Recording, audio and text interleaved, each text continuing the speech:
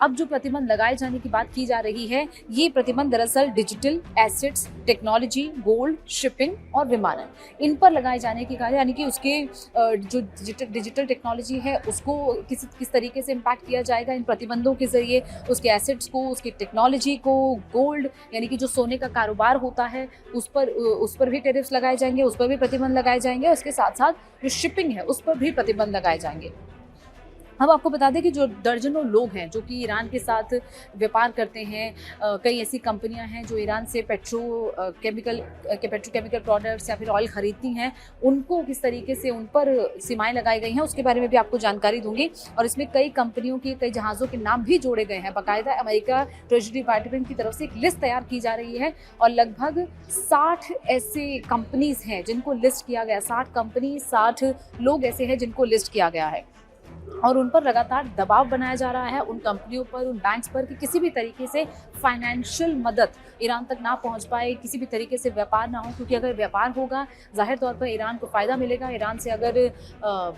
Export होता है, वहाँ से माल बाहर जाता है, तो जाहिर तौर पर ईरान की सरकार को पैसा मिलेगा और इसके चलते ईरान कहीं ना कहीं एम्पावर होगा और ख़ासतौर पर अपनी सिचुएशन सुधारने की कोशिश करेगा। लेकिन अब अमेरिका ईरान को एक अलग तरीके से घेरने की कोशिश कर रहा है। ये फाइनेंसिस के हवाले से है। अब उस पर बम नहीं बरसाएगा। अब ईरान पर अमेरिका बम से नहीं बल्कि प्रतिबंध से लड़ेगा, यानी कि ऐसे ऐसे प्रतिबंध लगाए जाएंगे फाइनेंस के हिसाब से जिससे कि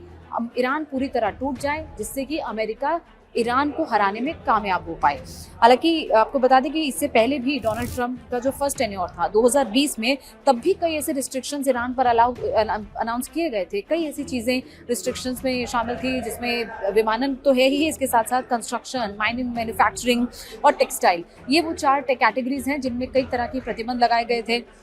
2024 में भी ऑयल और पेट्रोकेमिकल को लेकर प्रतिबंध लगाए गए थे और यही मेक श्योर किया जा रहा है अमेरिका की तरफ से कि कोई भी देश, कोई भी कंपनी ईरान के साथ व्यापार ना करे। और इसे जो नाम दिया गया है वो इकोनॉमिक डी-डे नाम दिया गया है, यानी कि अब डोनाल्ड ट्रंप अलग तरीके से सोच रहे हैं, अब डोनाल्ड ट्रंप अलग तरीके से स्ट्रैटेजी बना रहे हैं। अमेरिका अब ईरान को इकोनॉमिक वे में हराने की कोशिश कर रहा है ताकि ईरान पूरी तरह टूट जाए, क्योंकि आप दुश्मन पर हथियारों से हमला कर रहे हैं तो दुश्मन ने आपके सामने घुटने नहीं टेके। ईरान ने किस तरीके से इस युद्ध में अमेरिका का मुकाबला किया ये सबने देखा। ईरान ने हार नहीं मानी, ईरान ने हमेशा रिटेलिएट किया, जितनी उसकी क्षमता थी उसने उस हिसाब से यूएस की तमाम मिसाइल्स को जिसको इंटरसेप्ट कर पाया उसे किया और इसके साथ साथ इजराइल जो इस वॉर में शामिल था उसको किस तरीके से जवाब दिया है ये हम सब ने देखा है। लेकिन अब ये जो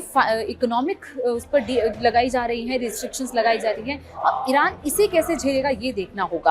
हालांकि इससे पहले भी जो रिस्ट्रिक्शंस लगाई गई उसका ईरान पर बहुत ज़्यादा असर तो हुआ नहीं दिख रहा है, लेकिन अब ये जो रिस्ट्रिक्शंस लगाई जा रही हैं ये, इसको लेकर फाइनेंस मिनिस्टर वहाँ के स्कॉट बेसेंट ने कहा है कि ईरान के साथ व्यापार करने वाले देशों को अलग थलग कर दिया जाएगा। यानी कि अब सीधे सीधे धमकी उन देशों को भी दी जा रही है, उन कंपनियों को भी दी जा रही है जो कि ईरान के साथ व्यापार करती हैं।